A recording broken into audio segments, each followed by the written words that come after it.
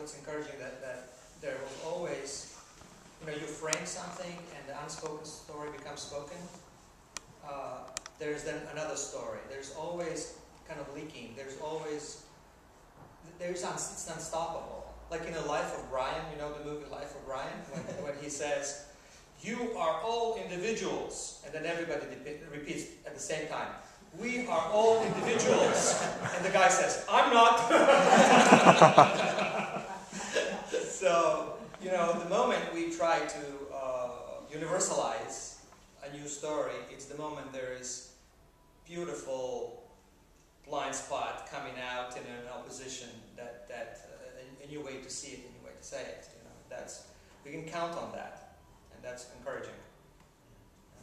Just one last thought on the subject, and then we'll turn to other questions and conversation, is I have found that in engaging or asking students and community members to engage in personal narrative, that it offers immediately an opportunity for people to speak in their own voice and not to be defined by others, by stereotypes, by generalizations, by whatever else might cloud one person's understanding of the other.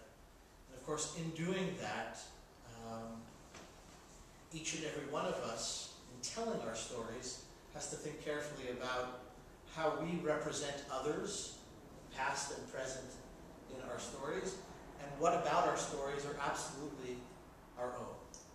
Again, that question of the general and the specific, the particular and the universal.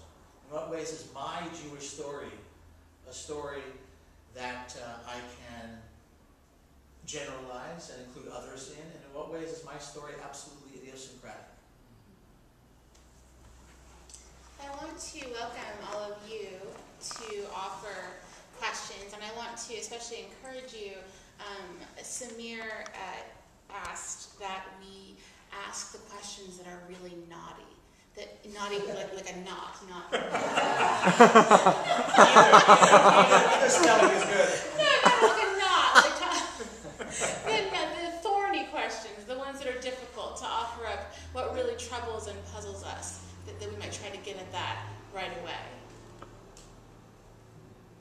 Does anyone have any thoughts to begin us? Josh? How do we deal with it if your narrative comes into conflict with my narrative?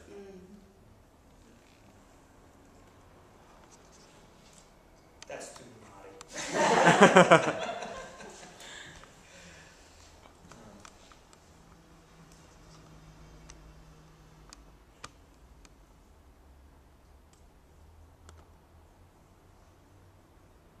Well, I guess I tried in my ministry, I tried to bring these two narratives together so they speak to one another, and there does not have to be a solution and answer, like two itineraries talking about the same spot. No, that's the dangerous place to cross the river. No, that's the best place to cross the river.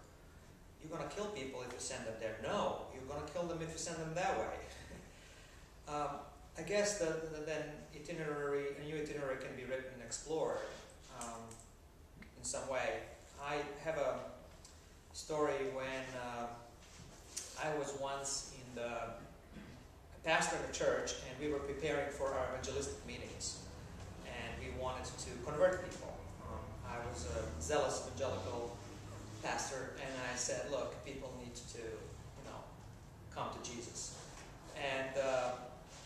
And so the board met, and we would meet for a couple of months and plan actually how to do it. A lot of planning goes into it. It's very strategic, So how are we going to do it? We met in spring, and we were going to do it in fall. And I was on the Upper East Side in Manhattan, pastor there.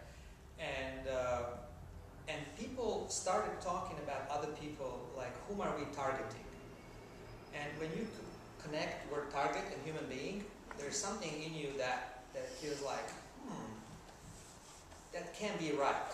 Something is off. You cannot take another person and objectify them to serve your story. They have story on their own, and your story can serve theirs too. or B, you have this interplay between the two. And but the board was very, had their own ways to go about that. So I went to the neighborhood and I stopped people on the street and I said, look, we've been here for 5 years trying to convert you, and it's not working. We need your help. Can you come to the board? We have a meeting, we talk about these things, and it's not a candid camera, it's not a reality show, it's not a prank. I will give you a certificate for the restaurant that you like, but you come and have it like an anthropological trip, help us think better. And I brought these two people, Barbara and Mark, from the neighborhood, and I brought them in the meeting. And I said, here's Barbara and here's Mark. These are two targets. Who wants to shoot? I thought that was funny. It wasn't to them. Everything changed. Everything changed because these people came with their stories, with their narratives, with their complete take on what we are saying. Every word was, what do you mean by that? We suddenly started to talk English. We changed the goals of everything, the methods of everything, and we really thanked them, and they made the big difference for the group. And it was a big turnaround for us as a group to enter that space. I think my concern is that that fear of entering those moments where the stories contradict, or stories have different goals, or stories objectify the other, that we hold back. I have my story and I speak from my narrative. Please be compassionate to that, because I cannot explain everything in a universalizing way. I walk in my shoes and I cannot walk in your shoes. I was once in a Reconstructionist Rabbinical school speaking there, and I usually try to say something that kind of dig myself into a hole without a plan how to get out. That way a real conversation happens. So I told them, that we believe in Jesus Christ, and we believe that that's the best thing ever, and that they need to, believe in Jesus Christ and become Christians, and if they don't, here's the things that's going to happen, and here's the prophecies, and here's the end, and here's how this whole thing is going to happen. And I'm standing there in my hole, and they're there, and it's quiet, and I said, I see, our good news should be better. Because if it's all about me and my story, it's really a bad news. It's neither good nor new.